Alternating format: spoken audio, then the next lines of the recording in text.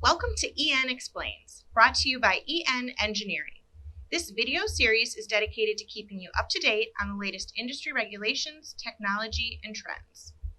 Thank you for joining us today as we discuss Part 1 of the recently released Gas Transmission Rule, commonly referred to as the Mega Rule in the industry.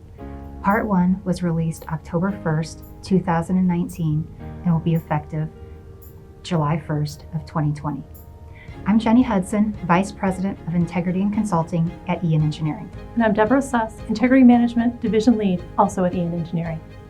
Part 1 of the rulemaking discusses various regulatory mandates from the 2011 Pipeline Safety Act, as well as various NTSB recommendations. Please keep in mind there are additional parts of the rulemaking that will be released in the future. Part 2 will contain various requirements such as management of change and requirements related to cathodic protection, and Part 3 will focus on gas gathering lines. We hope you enjoy and join us for the entire video. However, should you need to go back and look at particular sections individually, those will be bookmarked for your convenience. PHMSA defined a moderate consequence area in order to support certain other aspects of the rulemaking process for both Part 1, which is already published, and for Part 2, which is upcoming. As the name suggests, moderate consequence areas have less impact on population centers and structures than high consequence areas. Therefore, let's go through some of the differences.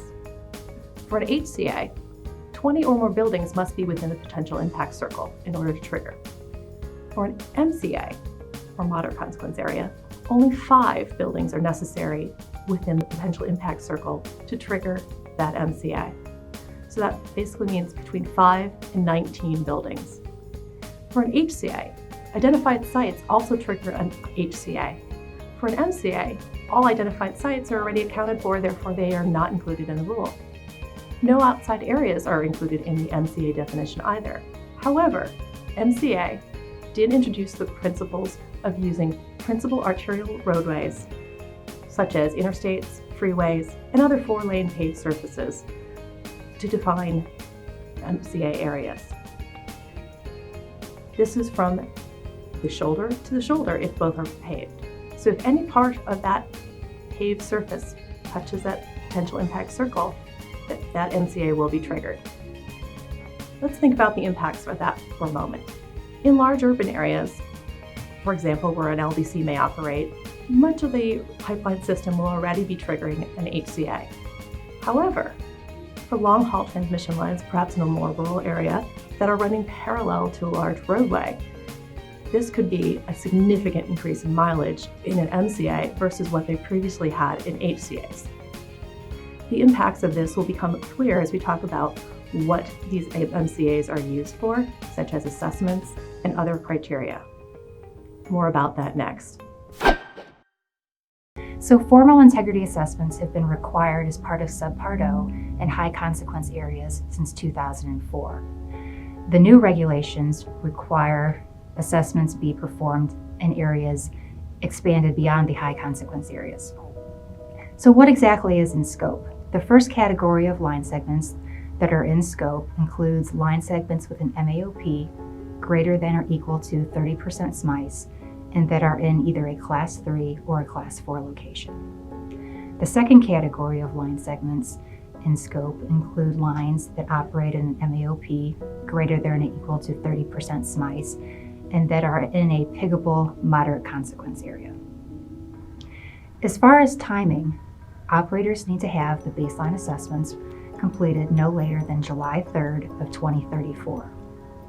And then reassessments need to be performed on a 10-year interval after that. So by the time operators get to the 2030s, this could mean that operators are performing baseline assessments, reassessments on these in-scope segments, as well as the assessments required as part of the Subpart O high consequence area assessments, which, depending upon an operator's system, could be quite a workload. A few additional items related to the assessments outside of HCAs. The expectation is that operators are developing a risk-based schedule and performing the assessments based upon this risk-based schedule. Additionally, the assessment methodology that's utilized for these in-scope segments should be based upon the threats that have been identified. So even though code does not explicitly state that an operator needs to perform a threat and risk assessment for these in-scope segments, it's implied by the fact that the expectation is to develop a risk-based schedule, and through the fact that the assessment methodology needs to be based upon the identified threats for the segment. This will have varying levels of impact for some operators. There are some operators that have currently taken the approach that they're performing the threat and risk assessment for the entirety of their transmission system. Other operators have taken the approach that their threat and risk assessment has been limited to just the high consequence areas. So obviously, depending upon the methodology that has been used in the past, will have an impact on the amount of workload that's required in order to develop this risk-based schedule. A few other items related to the assessments outside of HCAs. Similar to high consequence areas, the concept of discovery of condition also applies to these assessments outside of HCAs. So discovery of condition occurs when an operator has enough information to determine that a condition may pose a threat to the integrity of a pipeline. Additionally, discovery of condition needs to occur within 180 days. So, as an example for a pressure test, discovery of condition occurs at the time of the pressure test, since it's at that time that the operator will know whether or not there has been a failure of the pressure test. In the case of inline inspection, the 180-day clock starts at the point in which the tool is removed from the line. So essentially, an operator has 180 days from the time the tool is removed in order to receive information from the tool vendor in order to determine whether or not there's a condition that could pose a threat to the line. Additionally, there's requirements for repairs. Now, at this time in Part 1 of the rulemaking, there are no additional requirements related to repairs. However, at some point in the future, we will see Part 2 of the rulemaking, and at that time, we do expect to see repair requirements for these assessments outside of HCAs. So similar to what we currently see within high consequence areas with certain categories and certain required timeframes, we expect to see something similar that will be applied to the assessments outside of HCAs. Now, as far as impacts to operators, this obviously is a lot more than just a procedure update. And sometimes operators can get kind of caught in the trap of procedure updates. But when we think about all the work that's required, there's the work associated with the threat and risk assessment. There's the work associated with managing all the data and integrating this data and using this data in order to make risk-based decisions about the pipeline system. There's the effort of the budgeting and understanding what that schedule is going to be and what the impact to budgets is going to be. There's the impact itself related to identifying the in-scope segments and determining where the moderate consequence areas are, where the Class 3 and Class 4 locations are that fall into scope. And then the effort in understanding of who is going to be responsible for this process. Is it the same group of individuals that's responsible for performing the HCA assessments, or is it somebody else within the organization? So quite a few considerations and impacts that this requirement will have on operators. So the assessment methods that can be utilized for these assessments outside of HCAs are the same as those that are currently used as part of the Subpart O integrity assessments. So assessments like pressure test, inline inspection, external corrosion direct assessment, internal corrosion direct assessment, and other technology all apply to the assessments outside of HCAs. Now, one thing that code has done with this revision is formally introduced certain assessment methods that were not officially written into code previously. So as an example, previously code was silent on the requirements for spike testing. With this revision, a new section has been added with specifics related to spike testing. So, a couple of items related to the spike testing. The spike must be to either 1.5 times MAOP or 100% SMICE whichever is less. The spike must occur within the first 2 hours of the 8-hour test, and the spike must be held for a minimum of 15 minutes.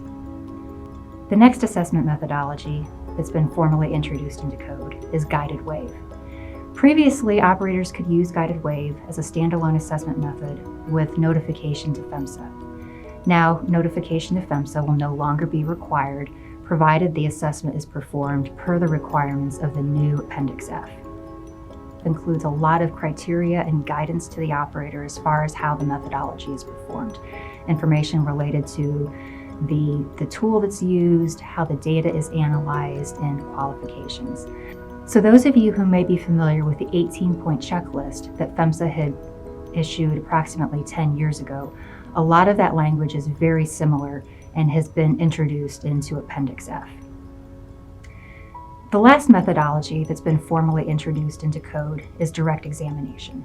So this is the visual examination of 100% of the pipe that's being assessed, and then use of the appropriate non-destructive examination technique that's appropriate to the identified threats. Another item related to assessments is there's language that has been written into code specific to the knowledge, training, and experience of the personnel that are analyzing the data associated with the assessment. So many of you will recall the advisory bulletin that was published several years ago, specific to training and qualifications. So this is somewhat a carryover of that advisory bulletin, again, making sure that the personnel are qualified and have the appropriate training and experience. So the expectation would be that an operator has the minimum set of qualification criteria documented. And this would be both for company personnel as well as contract personnel. And then it's fully reasonable to expect that during a jurisdictional audit, an audit will ask to see the qualifications of the personnel involved with the integrity assessment, and then do a comparison against the set of minimum documented criteria to make sure that that minimum documented criteria is being met. In this section, we'll be talking about inline inspection, or ILI. Regulations have for a number of years already required new pipelines designed to pass internal inspection devices. However, the actual implementation of how that is done has not been prescriptive. In this new regulation, some documents already widely used in the industry have been incorporated by reference to help close this gap. The first we're going to talk about is ASNT ILI PQ 2017. This details personnel qualifications, and this relates mostly to tool operators and data analysts employed by the service provider.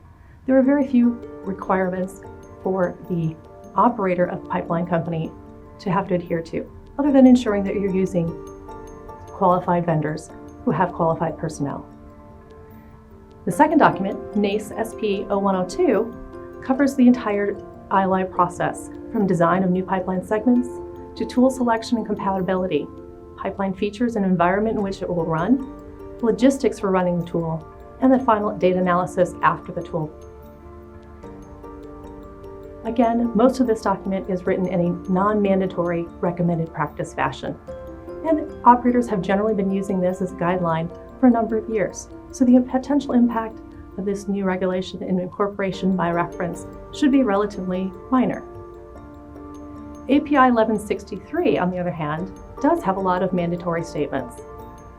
However, most of those are addressed towards the service provider as well. Areas that the pipeline operator will be required to incorporate relate mostly to the 3 levels of validation. 3 levels of validation that were defined in 1163 and the appendices. Level 1 requires a limited number of validations or measurements or bit digs. This is only available in situations where the anomalies defined by the tool present a very low risk as an overall population. Level 2 and Level 3 each require increasing levels of digs and more statistical analysis of those results to confirm the tool results meet field expectations. Multiple specs may be present for each tool. In fact, most tools do detect more than one type of anomaly. Therefore, specifications for each anomaly type, whether that's different types of metal loss, dents, or crack-like features, if those are being detected, each one of those will have its own specification and tolerance, and those must be evaluated individually when you're looking at your validations. The implications to the operator for these 3 incorporated by reference documents is generally a review of their current procedures and incorporating those, perhaps some of those extra areas that they either are lacking and would like to, even though they're not required, or in some cases there are some requirements that need to be incorporated. Also, their contracting procedures should be reviewed to make sure that they are using only service providers that are performing all of the requirements within ASNT, NACE, and API documents we just discussed. So that might require a review of your contracting procedures and RFP requirements. Another area of ILI that was addressed by the new rulemaking was safety. 192.750 was introduced and will affect the running of tools after or on or after July 1st, 2021. Those rules state a device must be present to safely relieve pressure within the barrel prior to opening or closing. It also requires a device to indicate pressure is present on the barrel or prevent the barrel from being opened while pressure is still present. The key word here is device. Procedures that have been in place requiring operators to manually confirm pressure has been relieved prior to opening are no longer sufficient. A device is the key phrase within both of those statements. Now, that's been a common practice in most HIG launcher and receiver installations for a number of years. However, pre-existing locations may not have this feature available, and a retrofit may not be necessary. Now, in most cases, a retrofit could be relatively minor modification. Typically, an equalizing line or a thread will have a threadlet where a gauge, spring-mounted indicator, or other device may be placed. Barrel closures are also available with some of these features already built in. Now, in cases where the equalizing lines are not present and there is no available tap point immediately upstream of the point to be bled down, some minor modification may be necessary. In either case, the actual engineering is probably not going to be the biggest concern. The bigger concern would be, especially for large systems, the logistics of completing all of those tasks on or before the date of the first pig run scheduled after July 2021. Logistics could be complicated for large systems with lots of launcher and receiver locations. So as a first step, operators may elect to perform a survey of their locations to determine which locations already have safety-related features and which will need to be retrofitted. This is particularly true in cases where the system does not have a standardized design practice and is a case-by-case situation.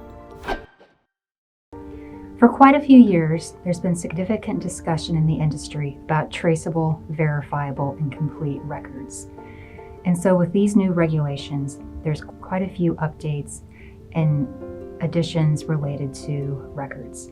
So essentially, if we take a look at the new record requirements, we can break it down into kind of the forward-looking records, as well as requirements that apply to existing records. So taking a look at some of these forward-looking records. Records need to be traceable, verifiable, and complete moving forward, and maintained for the life of the pipeline facility for things like material records of line pipe, which would conclude items like diameter, wall thickness, seam type. Similarly, for pipeline components, material records related to those components also need to be maintained for the life of the facility and be traceable, verifiable, and complete. Additional requirements have been added related to personnel performing welding operations, as well as performing joining activities. So while code currently has requirements related to welders and joiners as far as what it takes to be qualified, the code was silent on maintaining the records associated with those qualifications. So new requirements have been added that specifically state that the qualifications for welders and personnel performing joining activities need to be maintained for a minimum of 5 years. The other area that has been augmented with additional requirements is that of class location. So 192.5 currently is quite robust in the definition of class location and the methodology that's utilized to determine class. However, up until this point has been silent on the actual documentation that needs to be maintained for class location. So moving forward, operators need to maintain records that demonstrate class location and the methodology that was utilized to determine the class location. As far as existing records related to line pipe, material verification, and components that are currently in existence need to be maintained for the life of the pipeline facility. For records that are currently not considered traceable, verifiable, and complete, additional requirements related to MAOP reconfirmation may be required. Let me take a step back for just a second and talk a little bit about traceable, verifiable, and complete. Not a new concept in the industry, again, a lot of conversation for years. Back in 2011, PHMSA issued its first advisory bulletin, which brought up the concept of traceable, verifiable, and complete records. And then in 2012, an additional advisory bulletin was issued that contained even more requirements and even more discussion related to traceable, verifiable, and complete records. So while this rulemaking has not provided a specific definition for traceable, verifiable, and complete records, an operator can refer to the previous advisory bulletins or refer to the preamble of this new regulation in order to gain additional information related to traceable, verifiable, and complete. So, operators that do not have traceable, verifiable, and complete records in either an HCA, a Class 3, or Class 4 location will be subject to the requirements of MAOP reconfirmation. Additionally, for operators that have determined MAOP using the grandfather clause and have lines that operate in an MAOP greater than or equal to 30% SMICE and are either in an HCA, Class 3, Class 4, or piggable moderate consequence area will also be subject to the requirements of MAOP reconfirmation. So, an important aspect related to this is the concept of the traceable, verifiable, and complete records for the pressure test method and the design pressure method for determining MAOP. Records associated with both of those methodologies need to be considered traceable, verifiable, and complete. Lacking traceable, verifiable, and complete records for either one of those methodologies will require or trigger the requirements of MAOP reconfirmation. Now, as far as timelines, operators will have 1 year from the effective date of the rule to develop their plans and procedures associated with MAOP reconfirmation. So what this means is that operators will need to have their in-scope line segments identified by July 1st of 2021. Additionally, they'll need to have the procedures in place for the various MAOP reconfirmation methods that will be utilized. And they also need to have a preliminary determination of the schedule for performing the MAOP reconfirmation and a preliminary determination of the methodology that will be used for MAOP determination. So next, we'll be talking about the various methodologies that can be used for MAOP reconfirmation. There are 6 methodologies that have been prescribed in code related to MAOP reconfirmation. So the first is pressure test. If a pressure test is utilized and the material property records are not considered traceable, verifiable, and complete, then operators will also need to perform a cutout at the manifold in order to test material properties. Additionally, if there is a pressure test failure, operators will be required to perform material property testing at any cutouts. The next methodology that can be used for MAOP reconfirmation is pressure reduction. So for the pressure reduction methodology, operators need to determine the highest sustained pressure that occurred from the time period of 2014 to 2019. Then, once that pressure has been established, it would be divided by 1.25 or the appropriate class location factor. Additionally, in order to determine the highest sustained pressure, that pressure needs to have been realized for at least 8 hours within a continuous 30-day period. Additionally, when determining that highest sustained pressure, pressure gradients along the applicable line segment need to be considered. Now, another similar methodology related to pressure reduction can be utilized. However, this pressure reduction methodology only applies to line segments with a potential impact radius less than 150 feet. So, similar to the methodology we just discussed, operators will need to determine the highest sustained operating pressure for the period of time of 2014 to 2019. However, instead of dividing by a factor of 1.25, for the line segments with a small PIR, the factor is 1.1. Additionally, for this methodology, operators need to implement additional leak surveys and patrols, which the frequency will be dependent upon the class location. An additional method for reconfirming MAOP is to actually replace the line segment. Now, an important note related to pressure tests for new installations that are performed after July 1st of 2020. Previously, for Class 1 locations, the pressure test factor was 1.1 times MAOP. Moving forward, after July 1st, 2020, the class location factor for Class 1 locations will be 1.25 times MAOP. Now I'm going to turn it over to Deb, who's going to talk about the remaining MAOP reconfirmation methods, including engineering critical assessment. The fifth method for MAOP reconfirmation is engineering critical assessment, or ECA. The concepts behind ECA have been around for a while, but the new regulations have codified and become more prescriptive as far as what needs to be considered and how it is performed. In its simplest terms, ECA is a documented analytical approach involving the principles of fracture mechanics. It can be used to determine the maximum tolerable anomaly that can be left in the line, or it can be used for reconfirmation of the MAOP in conjunction with ILI results. This documented process can be broken down into 4 discrete steps. The first step, integrate data. The data used can be either traceable, verifiable, complete records, or, in the absence of those, conservative assumptions.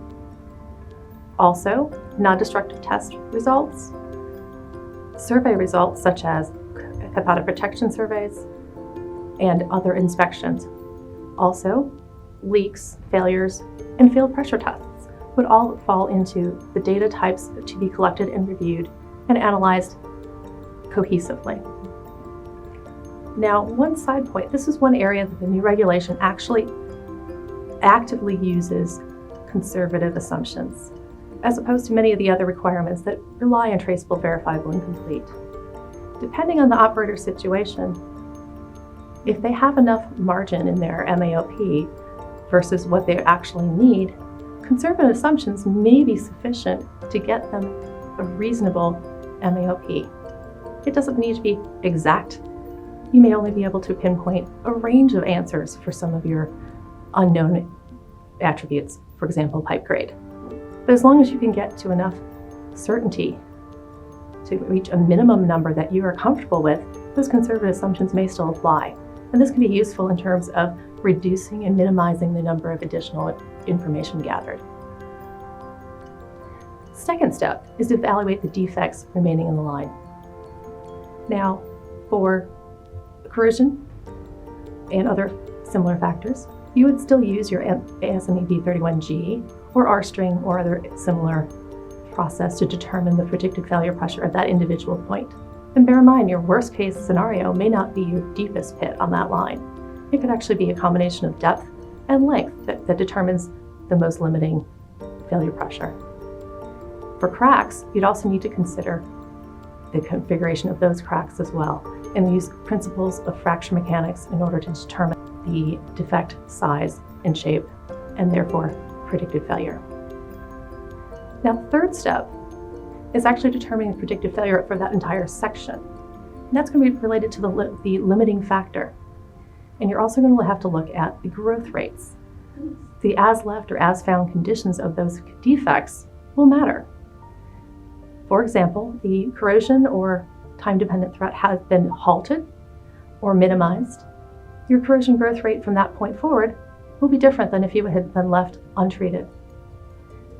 Corrosion growth rate should be used either by industry conservative assumptions or specific to that case.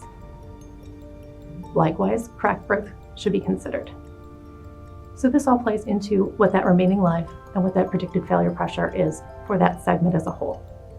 The final step is then looking at your MAOP. And again, you're looking at your most limiting predicted failure pressure, as you've already described in step 3.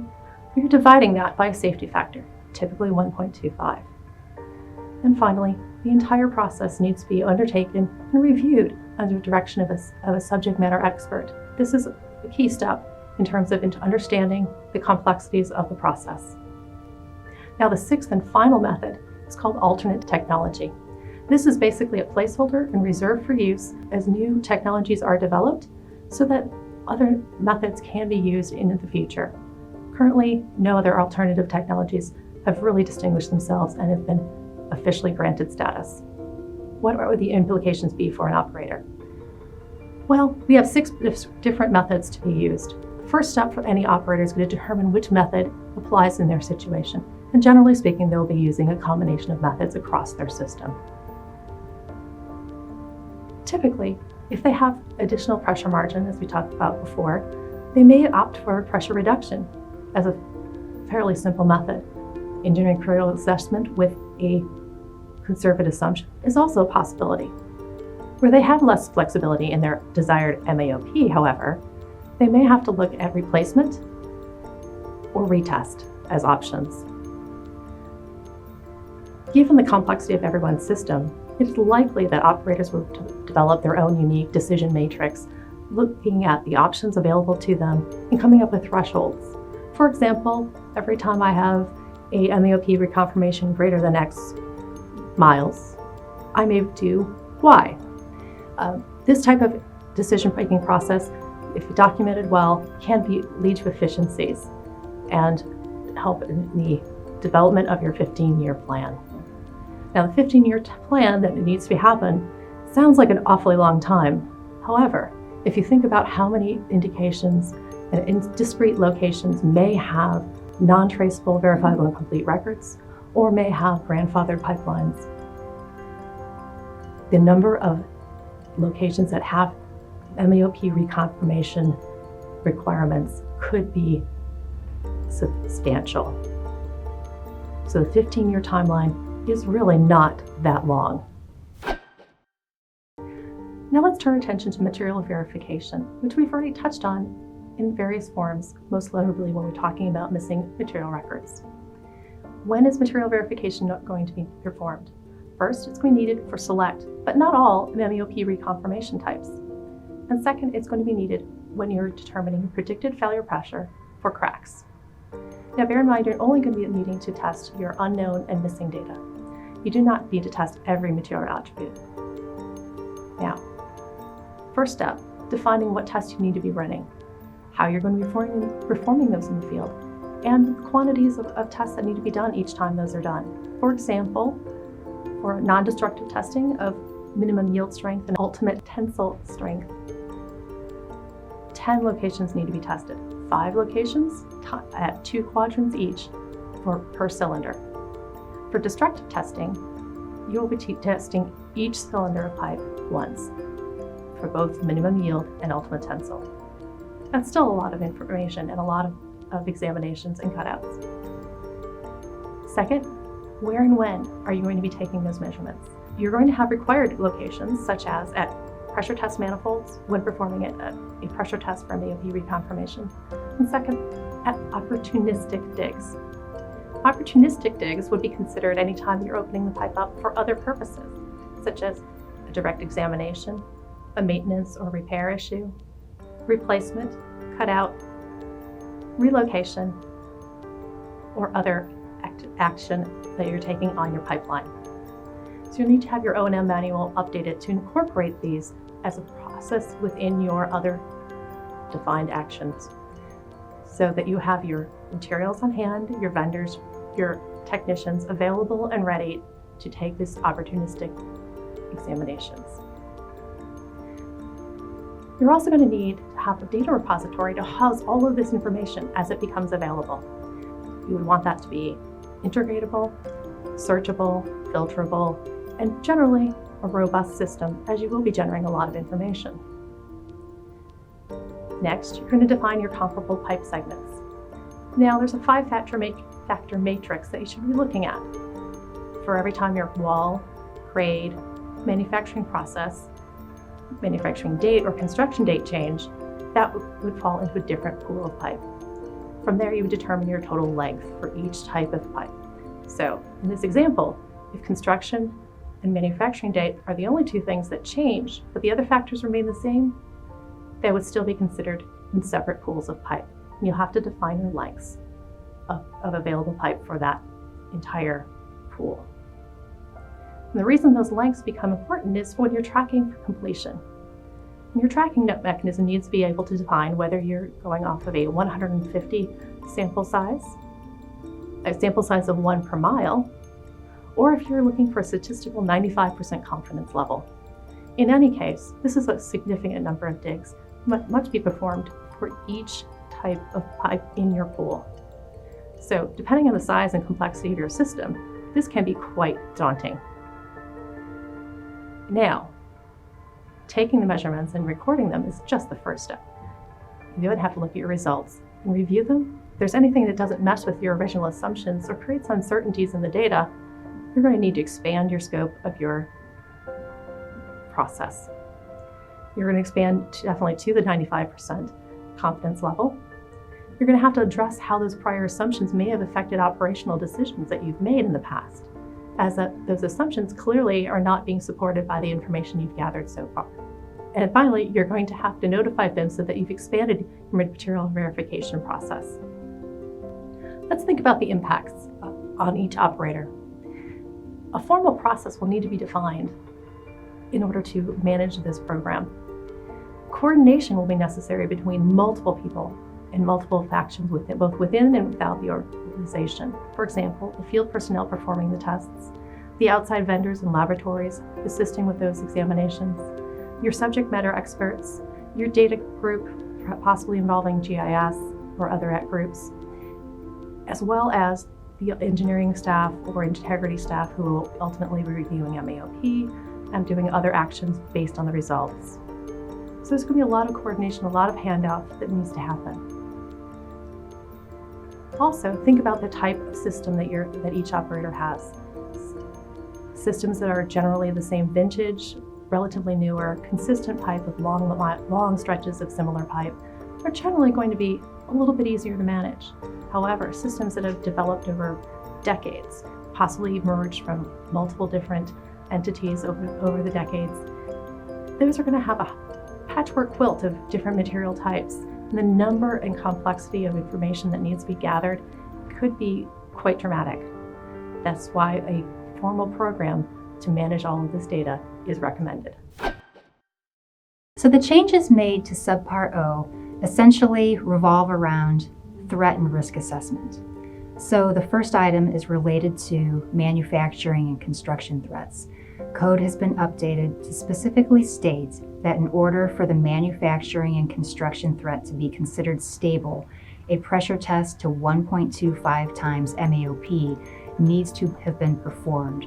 So for operators who may have an HCA in a Class 1 location that was only pressure tested to 1.1 times MAOP, a pressure test to 1.25 times MAOP will need to be performed in order to consider the threats of manufacturing and construction stable. Additional language was added to code related to seismicity and a reminder to operators that seismicity needs to be considered as part of the threat and risk assessment.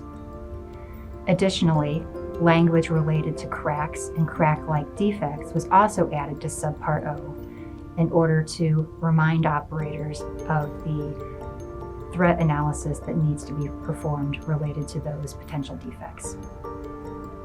Cyclic fatigue is another area where additional guidance and language was added.